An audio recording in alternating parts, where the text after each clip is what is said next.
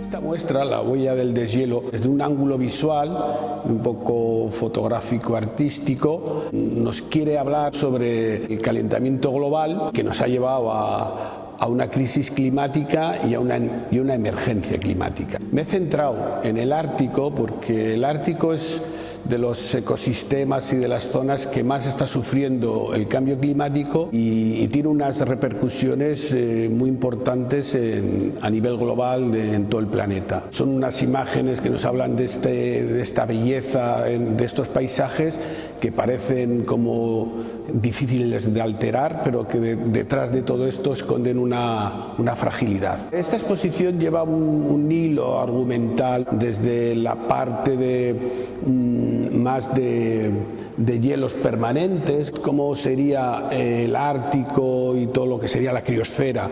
si no estuviera alterada por este calentamiento global,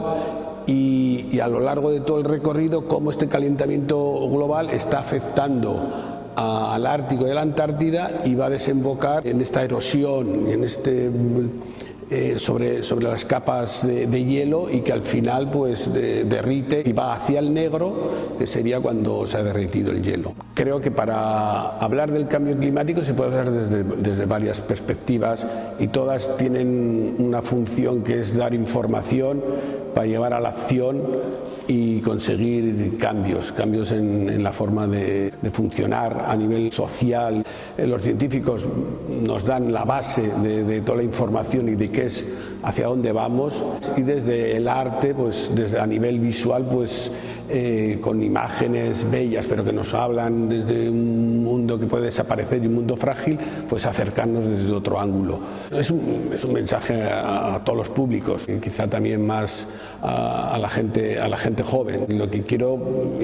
informar es que tenemos que cuidar la naturaleza, los ecosistemas que tenemos, y que tenemos que ser conscientes de que esta forma de funcionar que tenemos ahora nos está repercutiendo en el futuro y en la naturaleza.